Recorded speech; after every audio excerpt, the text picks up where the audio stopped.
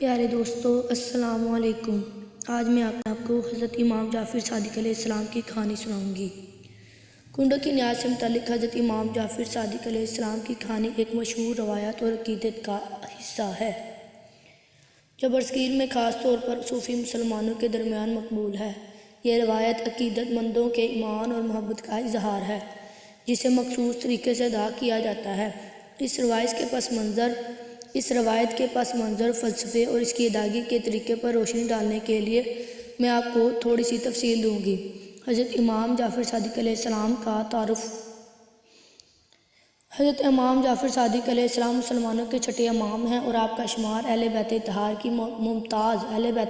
کی ممتاز ہستیوں میں ہوتا ہے۔ آپ 702 عیسوی میں مدینہ منورہ میں پیدا ہوئے اور 765 عیسوی میں وصال فرمایا۔ آپ علم، تقویٰ اور روحانیت میں نمایاں مقام رکھتے ہیں۔ آپ کا دور خلافت بنو امیہ اور بنو عباسی کی کشمکش کا دور تھا جس میں آپ نے امت کی رہنمائی کا فریضہ انجام دیا۔ کنڈوں کی نیاز کی روایت کا تعلق ایک مشہور واقعہ سے ہے جو حضرت امام جعفر صادق علیہ السلام کی زندگی اور تعلیمات سے منسلک ہے۔ اس روایت کے مطابق ایک دفعہ حضرت امام جعفر صادق علیہ السلام کے ایک عقیدت مند کو سخت مالی مشکلات اور پریشانیوں کا سامنا تھا۔ وہ شخص اپنی مشکلات کا حل تلاش کرنے کے لیے امام علیہ السلام کے پاس آیا۔ امام جعفر صادق علیہ السلام نے اس شخص کو دعا کرنے اور خدا پر توکل کرنے کی تلقین کی۔ آپ نے فرمایا کہ اللہ کی بارگاہ میں عاجزی کے ساتھ دعا مانگنے سے مشکلات حل ہو سکتی ہیں۔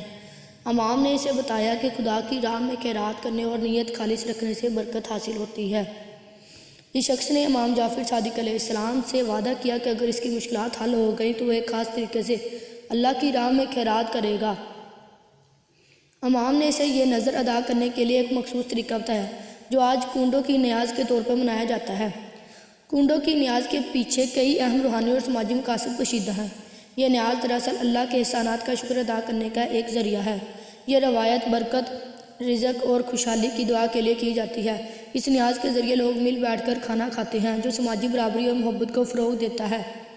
یہ عمل حضرت امام جعفر صادق علیہ السلام سے عقیدت اور محبت کا اظہار ہے۔ نیاز کے لیے ایک مخصوص طریقہ اپنایا جاتا ہے جیسا کہ کنڈوں کی نیاز کو مخصوص طریقے سے ادا کیا جاتا ہے۔ یہ طریقہ مختلف علاقوں میں تھوڑا بہت مختلف ہو سکتا ہے لیکن عمومی طور پر یہ درج ذیل مراحل پر مشتمل ہوتا ہے۔ سب سے پہلے کنڈوں کی تیاری کی جاتی ہے۔ مٹی کے یا چینی کے کنڈے تیار کیے جاتے ہیں جنہیں صاف ستھرا کر لیا جاتا ہے۔